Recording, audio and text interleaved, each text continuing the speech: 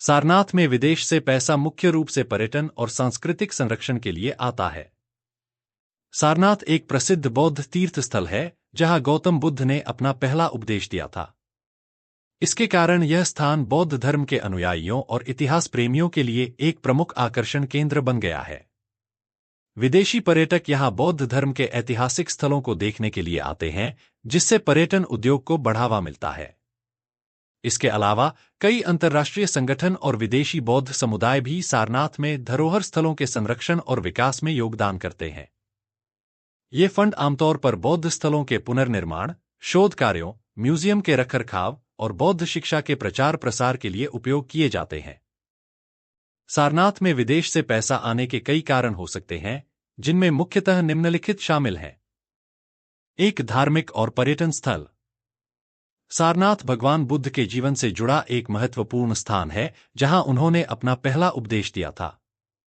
इसे बौद्ध धर्म का प्रमुख तीर्थ स्थल माना जाता है और इसलिए दुनिया भर के बौद्ध अनुयायी इस जगह पर आते हैं। विदेशों से लोग यहां न केवल पर्यटन के लिए आते हैं, बल्कि बौद्ध मंदिरों और विहारों के रखरखाव एवं विकास के लिए आर्थिक सहायता भी करते हैं। 2, धार्मिक संस्थाएं और अनुदान। सारनाथ में कई बौद्ध संस्थाएं और मठ हैं, जो विदेशों में स्थित बौद्ध संगठनों और व्यक्तियों से सहायता प्राप्त करती हैं। ये संस्थाएं अक्सर बौद्ध धर्म का प्रचार प्रसार, सांस्कृतिक कार्यक्रम और सामाजिक सेवा कार्य करती हैं। इन कार्यों के लिए विदेशों से अनुदान मिलता है। 3, संरक्षण और विकास।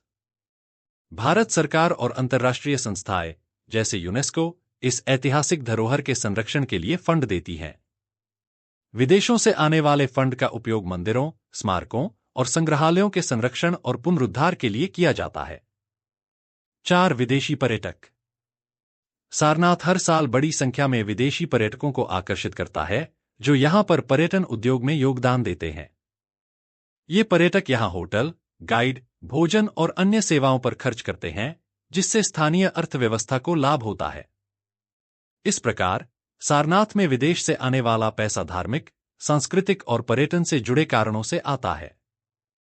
सारनाथ एक महत्वपूर्ण बौद्ध तीर्थ स्थल है, जहां भगवान बुद्ध ने ज्ञान प्राप्ति के बाद अपना पहला उपदेश दिया था। इसके ऐतिहासिक और धार्मिक महत्व के कारण यह बौद्ध धर्म के अनुयायियों के लिए अत्यंत पूजनीय स्थल है। इस कारण यहां बड़ी संख्या में बौद्ध तीर्थयात्री, विशेष रूप से बौद्ध धर्म के अनुयायी देशों जैसे थाईलैंड, जापान, श्रीलंका, म्यांमार, चीन और अन्य देशों से आते हैं। विदेशों से आने वाला पैसा मुख्य रूप से कुछ कारणों से आता है। 5, धार्मिक दान और योगदान।